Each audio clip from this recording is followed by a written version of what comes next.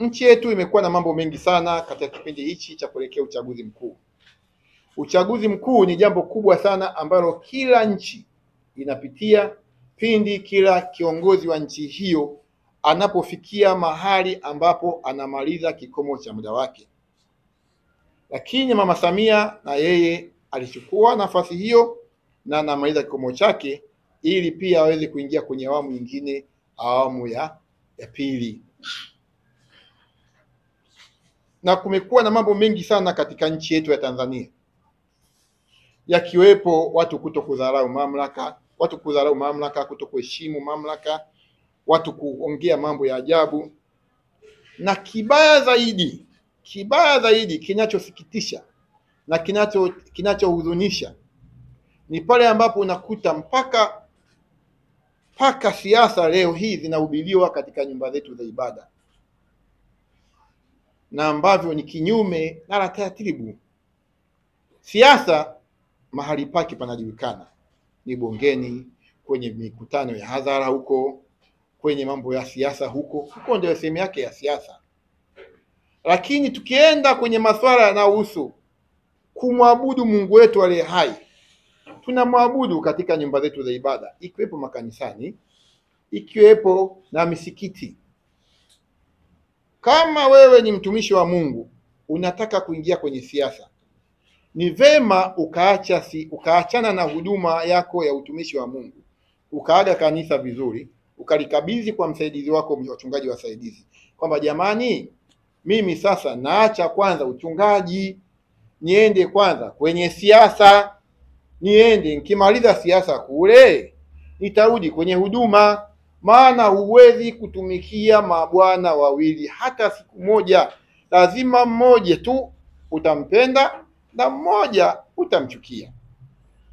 Lakini leo imefikia mahali watumishi wa Mungu badala kuihubiri injili ya Mungu aliye hai, kuwavua watu kutoka kwa shetani, kuwaleta kwa Mungu, waende wakamwone Mungu, sasa imefika mahali wanakiuka maagizo ya Mungu, wanakugeuza nyumba za ibada ya Mungu kuwa ni sehemu ya siasa. Mungu mwenyewe anaheshimu mamlaka hizi ambazo ameziweka yeye. Mfano, ukisoma katika kitabu cha Mathayo sura ya 2 mstari wa 16, kulikuweko na mfalme Herode. Mfalme Herode kipindi kile katika utawala wake alizaliwa Kristo Yesu. Kristo Yesu alipozaliwa, wakatokea watu mbalimbali wale ambao wanakutaka kwenda kumlaki, wakasema kwamba amezaliwa mfalme. Akasema amezaliwa mfalme, akatoa amri kuanzia watoto wa kuanzia miaka 0 mpaka miaka 2 wote wauawe. Lengo lake lilikuwa namlenga Kristo Yesu. Lakini Mungu akamtokea Yosefu akamwambia, mchukue mtoto waenda naye Misri. Maana huyu Herode anataka kumuua mtoto. Kwa nini Mungu hakumuua Herode ili Bwana Yesu aishi? Kwa sababu Mungu aliheshimu mamlaka aliyoweka yeye. Sasa kama Mungu anaheshimu mamlaka aliyoweka yeye, sisi ni nani? Sisi ni nani tusiheshimu mamlaka? Lakini Mungu alimwambia ondoka, kwa sababu mamlaka ameweka yeye na yale anayosema yaweka yeye. Ukienda haya maneno naongea haya, yoyote anayebisha anabishana na Mungu. Pia Mungu akatuagiza sisi Wakristo wote, akatuagiza kupitia Warumi 13 mstari wa 1, kila mtu na atii mamlaka iliyokuu, kwa maana hiyo mamlaka hiyo imewekwa na Mungu na iliyopo imewekwa na Mungu. Ina maana hii mamlaka ya Mama Samia imewekwa na Mungu, sio mimi Alex Msama. Haya maneno ni ya Mungu mwenyewe, ametuagiza kupitia Warumi 13 sura ya 1. Mkasome nyinyi mnaotuma message za kutukana, na mnaotuma message za kutukana mtakuwa mnamtukana Mungu, hamnitukani mimi.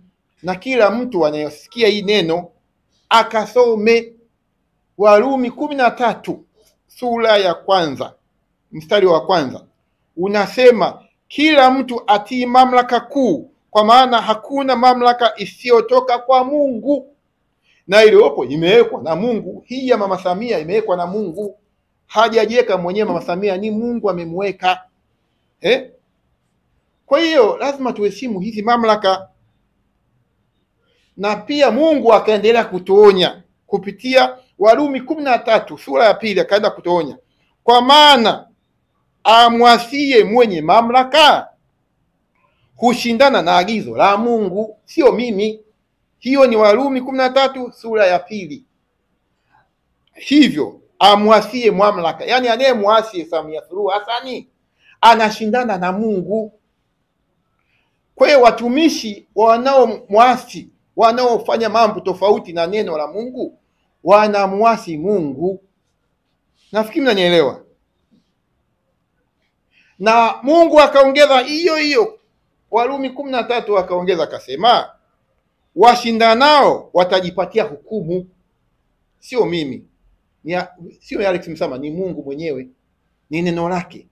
Anayebisha anambishia Mungu.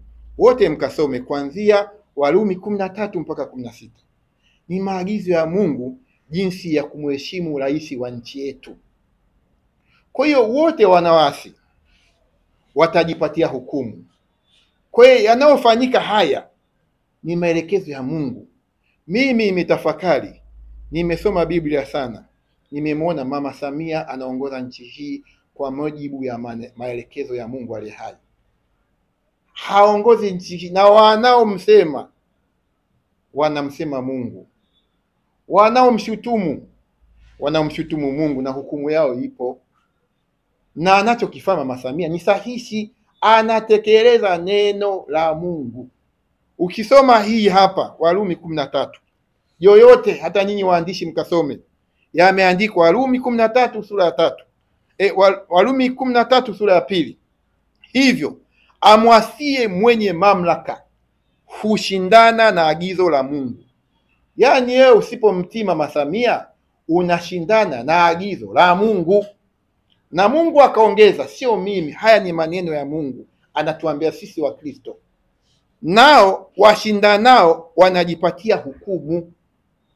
Kwa hiyo kila mtumishi wa Mungu anayechanganya siasa na dini, anachokitafuta ndicho alichokivuna.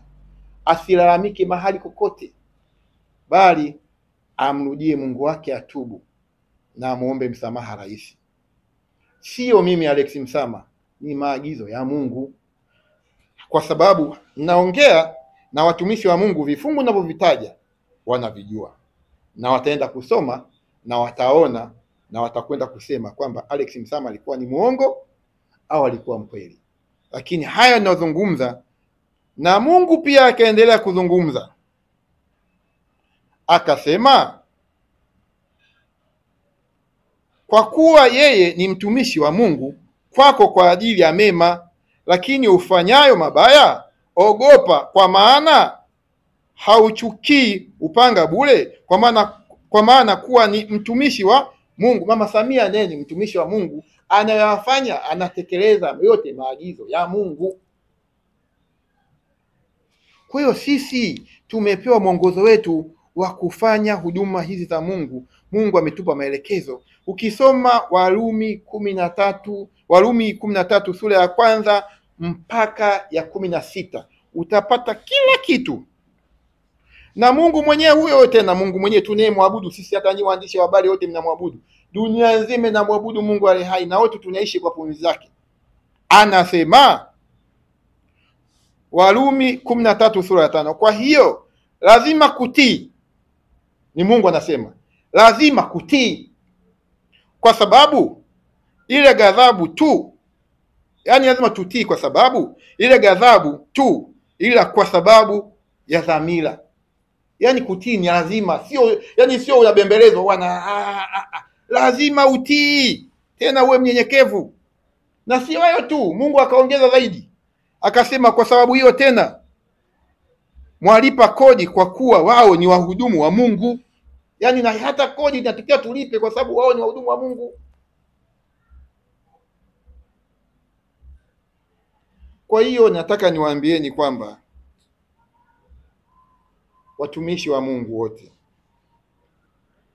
hii sehemu ni kubwa, siwezi kuisoma yote, lakini lengo kubwa la kuita press hii ni kuwaambieni waandishi wa habari ni kwamba watumishi wanaochanganya siasa na dini makanisani wanamkosea Mungu, wanamkosea Mama Samia Suluhu Hassan, kwa sababu watumishi hao wanajua kwamba Mungu ameshawakataza msichanganye siasa na dini.